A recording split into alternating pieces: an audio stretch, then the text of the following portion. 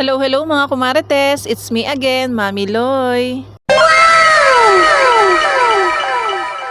O, diba, Gogoro Bells na naman tayo, mga kumari cakes. Ngayong araw pala mga kumarites, may pupuntahan na naman tayong outing. Ito nga ay sa side naman ng asawa ko. Doon nga yon sa side ni na inay, sa biyanan kong babae. Kaya naman tara, let's go. Suswimming na naman tayo. Pero ang pagsuswimmingan naman natin mga kumarites ay pool at hindi naman dagat. Hindi rin naman tayo mag-overnight doon dahil nga yung may-ari ng resort ay hindi rin nga daw nagpapa-overnight. Itong aking anak nga ay kagigising nga lang at pinagpalit ko na nga nitong kanyang panligo para pagdating doon ay hindi na magpapalit. Ang sabi nga sa amin ay kanya-kanya ang dala ng pagkain. Pero dahil wala nga kaming maisip ay ito na nga lang ang aming bibilhin, prutas na lang. Kahit ano naman pwede mong dalhin, basta bahala ka na. Paano pag puro sinaing ang dala, walang ulam? Charot. Pero sigurado nga ay yung mga kapatid naman ni inay, marami naman din dala. Naghati na nga lang kami ng aking asawa at ang binili ko nga itong manggang hinog. Bumili nga rin ako ng melon, sa kanya naman ay pakwan. Dito lang naman kami bumili sa may dinaanan namin, buti na nga lang at meron ditong tinda. Kesa pupunta pa nga kami ng bayan, malayo pa. At isa pa nga ay traffic na dahil ngayong araw nga ay Biyernes Santo. Dati nga kapag wala kaming lakad na ganito ay sa hapon nanonood kami ng prosesyon sa bayan. Pero dahil ngayon nga ay meron nga tayong kaganapan kaya panigurado ay hindi na nga kami makakapanood ng prosesyon sa plaza. Pagkatapos nga namin bumili ng mga prutas ay umalis na nga rin kami. Tapos naghanap nga kami ng mabibilhan ng yelo dahil bumili nga daw kami ng yelo habang daan. Pero dahil wala nga tinda sa Alphamart at saka sa Dali ay naghanap-hanap na nga lang kami sa mga tindahan na maliliit dito. Ilang tindahan nga din yung napuntahan namin kaya lang ay ubusan. Pero buti na nga lang itong tindahan na ito ay meron ngang tinda kaya naman nakabili kami ng madaming yelo. Nandito na nga pala tayo sa Azekaya Resort. Located nga pala ito dito sa Purokpor, Barangay San Pedro, San Pablo City, Laguna. Private resort nga pala to at kami-kami nga lang andaan dito, wala nang iba. Pinabitbit ko na nga pala sa aking anak yung aming mga damit at ito namang sa aking asawa ay yung 2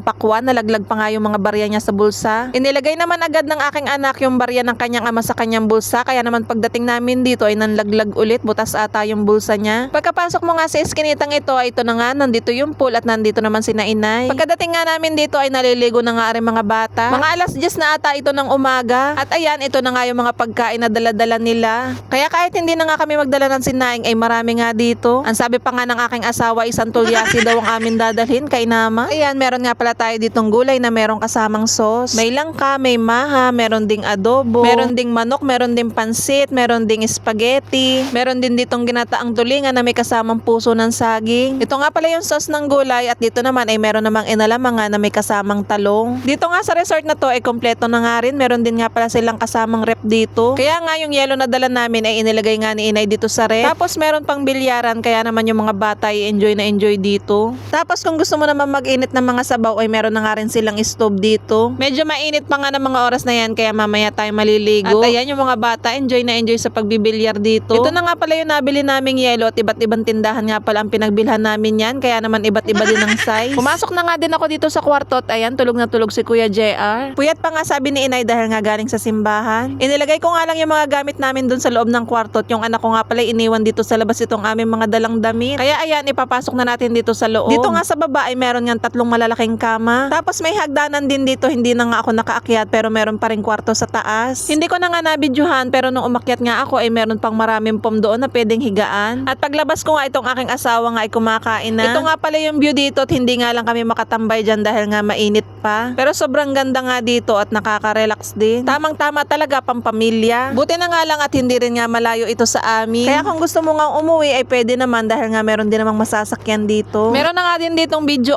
okay. Kaya kung gusto mong umulan ay pwede kang kumanta. Charot. Kung sa partido ko nga ay meron nga kaming tinatawag na boss kuya ay sa partido naman ng asawa ko ay meron din. At ito nga pala si Tio Edo ang pangalawang kapatid ni inay. Sa mga magkakapatid talaga hindi nawawala ng sobrang bait kaya naman yung blessing bumubuhos talaga sa kanila, no? Ganon daw talaga mga kumarites kapag ka hindi ka madamot, hindi ka rin pagdadamutan ng blessing. Si Kuya nga at si Tio Idong ay hindi nga rin nagkakalayo ng ugali dahil nga hindi sila madamot sa mga kapatid. Sumandok na nga pala ako ng pagkain yan. Ang kinuha ko nga pala is spaghetti at saka itong pansit. Pakonti-konti nga lang yung aking kinuha para mamaya hindi agad tayo mabusog at matikman natin lahat. Nag-uumpisa na nga pala sila dito at nagpasok naman ako dito sa kwarto to dahil sumasakit yung aking ulo. Pero nagdala naman ako ng aking gamutan just in case talaga na masakit na iinom na nga tayo ng gamot. Dahil baka mamaya hindi nga tayo makapag-enjoy dahil nga magsuswimming pa ako mamaya. At ayan si Kuya JR tulog na tulog pa din. Dahil pumasok nga pala sila dito ng Basay, ayan pinunasan ko muna itong sahig dahil baka pagpasok nila ay madulas sila. Medyo madulas pa naman itong tiles kapag basa. Sinilip ko nga lang muna sila dito kung ano nang ginagawa nila. At ayan, meron nga pala si inay na dala-dalang ice cream. Hindi ko alam kung sinong may dala. Sinurado ko na nga rin yung pinto dahil pag nakakakita nga ako ng araw ay lalong sumasakit yung ulo ko. Buti na nga lang at dinala ko nga itong aming gamutan. Kumuha nga lang pala ako ng isang biogesic at kukuha tayo ng tubig. Pero dahil meron namang coke ay coke na laang. Charot. Sa totoo lang mga kumarites, kapag ka nainom ako ng biogesic, gusto ko talaga may lasa yung aking iniinom. Dahil pag tubig nga lang yung aking iniinom ay nalalasahan ko pa yung pait ng biogesic. Wow, maarte yarn. Naranasan ko na kasing sumabit yung biogesic sa lalamunan ko. Kaya lasang-lasa mo naman talaga yung pait ng gamot. Pero pag capsule nga ay okay lang dahil wala naman lasa. At ayan, tamang chill nga lang sila dito. Kauntian lang naman yan, chill-chill lang. At syempre, shoutout nga pala sa mga kumarites natin dito. Ito nga pala yung hipag ko, kapatid ng aking asawa. Madalas nga din na nakikita nyo nga siya sa aking vlog, pati na rin si Kyler, yung kanyang anak. At ito naman si TJ, ang isa pa nating kumarites. Maya-maya nga ay pinangunahan na nga ni inay at narinig ko na nga na nagbibidyo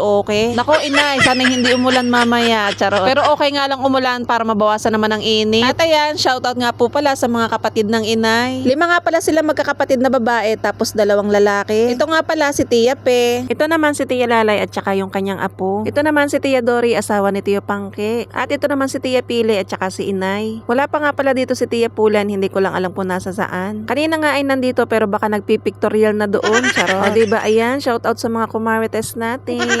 Ay aba, itong si Kera po talaga namang nakikisilip nga din dinit, nakikikumarites na rin. Ay alam na, paglaki.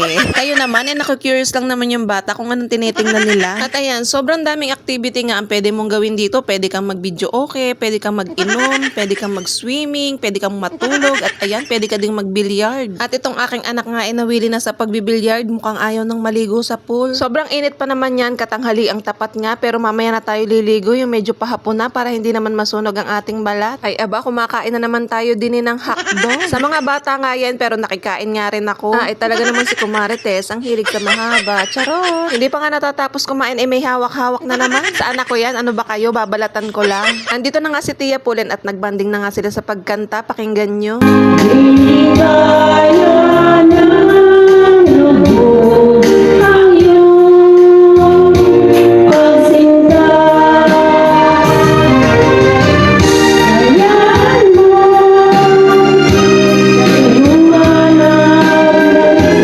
Diba? Yan ang mga kantahan ng mga oldies. Habang nagkakantahan naman sila dito, itong aking anak naman ay nagpahiwa naman ng hinog na mangga. Paborito niya kasi yan. Hinubad na nga niya yung suot niyang damit at akin ang pinainitan dun sa arawan. At kahit kainitan nga itong mga batang ito, enjoy na enjoy naman sa paliligo. Paano ba naman kaya enjoy na enjoy, bigla naman binuksan yung fountain? O diba? May pa-fountain pa nga. Alam niyo ba, kaya ginagawa ng mga matatanda, kaya nagkakaroon lagi ng outing dito sa amin, ay hindi para sa mga matatanda, kundi para dyan sa mga bata. Dahil kita niyo naman kung gaano nag-e-enjoy yung mga batang ito. Naranasan ko rin naman yan nung ako'y bata pa, na talaga naman kapag may outing ay laging excited at hindi makakatulog. At kahit ito namang matatanda ay nag-e-enjoy din, kita niyo naman itong aking asawa at ine-enjoy nga itong fountain. Maya-maya nga ay bigla na lang nag-dive itong si Kyle.